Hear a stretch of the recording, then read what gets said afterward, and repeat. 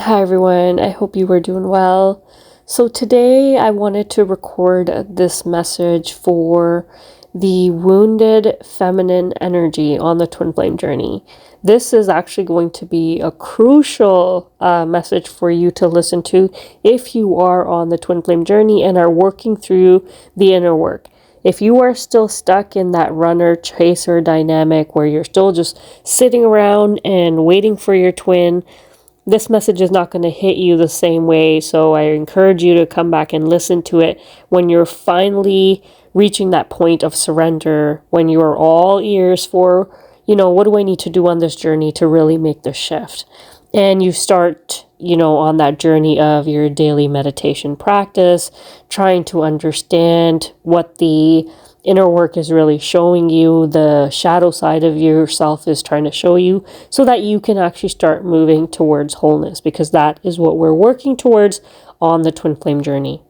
So just to really start off here, I want to start by saying that, when I talk about the feminine energy, once again, I am not talking about, the female in the twin flame dynamic, because that doesn't matter here. Sometimes it is the male on the twin flame journey that is leading. So the feminine energy just means that, you are the one that's awakening first. You are the one that has been more, inquisitive, intuitive in this dynamic, trying to figure things out, doing the research, trying to initiate that inner work, trying to see what's needed, because one person needs to lead and then the other can really follow.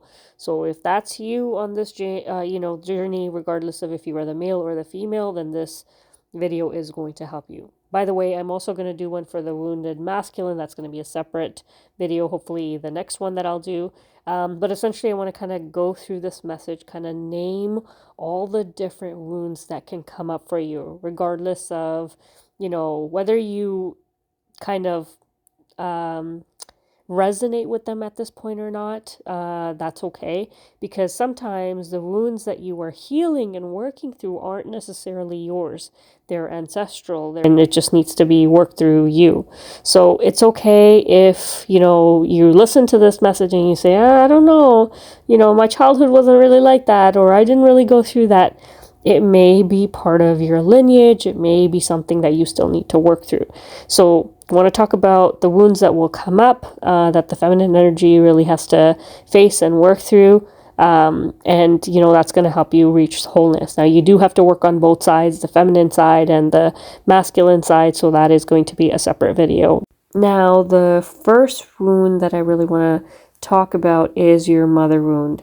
Now, just to be clear, because the name is mother does not mean that this wound came from your mother or your maternal side.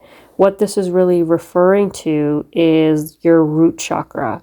This means it has to do with your, safety and security and your first aspects of that in the world. At some point in time, and of course this could be not yours personally, it could be from your lineage, but it has to do with safety. And the way that it really shows up is you feeling unworthy or that you're not good enough, regardless if you're the male or the female in the twin flame dynamic. If you wear the feminine energy, this is something for you to really work through. You may have fear of abandonment or emotional loss that may come up based on your experiences. This could also look like, over attachment, or, relying on other people emotionally for, things and to really get by in life. Having the difficulty that, you can't really receive. You can't receive love. You can't receive care or support. Now, unfortunately, what this leads to is you actually looking for this safety and security and that union that you, even though, you have everything you need within you, you're looking for it on the outside because you didn't get it, or, you didn't feel safe enough. You start to look for that in other people. And the way that you're going to be able to heal this, or what it's going to look like once you're healed, is you'll have that, ability to be able to create emotional safety from within. You'll be able to find your own peace and safety from within you. This will mean you might have to reparent yourself with compassion, presence, awareness, and consistency in order to really overcome this. Now, the second wound I want to talk about, you might have heard of this or might have not, but it is actually called the witch wound. And what it's really referring to, and usually this is coming from either a past life or your ancestral lineage, something that your ancestors have faced, and maybe generation upon generation you've gone through this. But really what it is and has to do with is when your intuition, your emotional truth, and your feminine power has actually been either punished or shamed or suppressed in some way from the past. So what this shows up as is you have a fear of being seen, you have a fear of speaking your truth, you have a fear of your intuitive gifts or whatever spiritual, expression that you want to really express to others, because maybe that's not, really, and if you think about this in terms of like retrospective, 100 years ago, 200 years ago, things that are not relevant today were back then. If you had a belief system that was, opposing to your family, it didn't matter that they were your family. You sometimes had to go through some severe consequences. Or if you lived in a community, small town, people with very specific religious beliefs, and, you were having different, ideas of who you wanted to be based on your intuition, that wouldn't have gone down too well. So over time, this is something your family patterns might have accumulated, but it could be yours as well from past life. So, just to be mindful of that this is something that could show up for you as well. And it could also be something as simple as, let's say, as a child, you didn't have the parents that, supported your voice. It was always shut down, and something as simple as that. But really what it is it's the fear of being able to come out and just be you. Next up, we have your sisterhood and brotherhood wound. And this has to really do with, relational trust among your peers, among your friends, maybe extended family members that you consider to be close to you. But what it ends up looking like is, you're not able to trust other people because being vulnerable, being, emotionally honest, leads to unforeseen consequences or, unanticipated outcomes, things that you didn't think would turn out. People kind of either rat you out, they don't, they're not thinking of you in a healthy manner, they're thinking of you as competition. So, you have fear of emotional closeness with people, there's that isolation from other people based on what you might have shared with them. And so overall, you have a distrust in, support systems. And what this is going to look like for you if you actually heal it is learning that connection can be safe, allowing emotional honesty without wearing all that body armor. Now, I do want to say that this healing actually takes place more so when you're not so much your family relationships or existing friends and peers, are in your life, but more so as you start to raise your own vibration, you will find that you will be met with like-minded people. So this healing actually occurs closer to the end of your journey, because when you start to raise that vibration of yours from doing all the other inner work, you will find that your soul family really comes in. These are people that have supported you in the past or are here down on earth right now doing the same thing as you. But when your vibration is a match to theirs is when they are, they step up in your journey. It might be when you step into your soul purpose because they're doing the same thing here, doing the same sort of mission work, etc. But you do end up healing this when more like-minded people based on your vibration actually end up joining you on your journey. Now, last but not least, I want to talk about the separation and isolation wound. Now, this one really gets amplified during the twin flame separation and solitude phases, like your dark night of the soul, your void.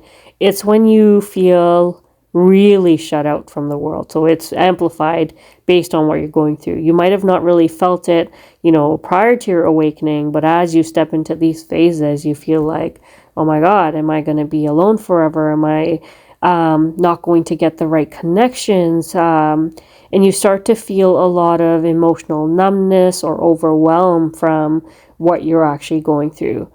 And really, what this is going to look like for you is, in terms of healing this wound, you will need to return back inward. So these phases are really just saving you from, those connections on the outside, not knowing how to understand your energy on the outside. And so what it's doing is it's drawing you back inward. So that's why you spend a lot of alone time during these phases, because you're being asked to return inward, reconnect with your body, your soul, your breath, and the present moment. So this is also part of, the wound that you go through, that gets amplified, but then you have your own solution, understanding that, wait, I'm not supposed to be looking on the outside. I'm supposed to be looking in. And this is when your intuition gets stronger. And then to start listening to your intuition in terms of where it's guiding you, what to do next. And, that disconnection really turns back into your inner connection. Now, just to kind of wrap up this message here, just want to emphasize that what you're doing on this journey is really returning back to wholeness, which means you do have to heal the feminine aspects of you and the masculine aspects of you.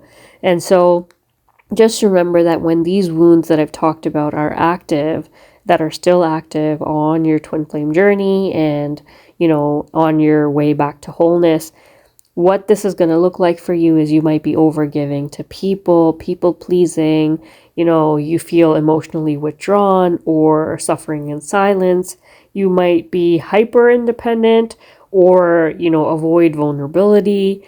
You might have passive expression of your own needs in your relationships, and you may feel a victim of consciousness and really feeling powerless in your day-to-day life.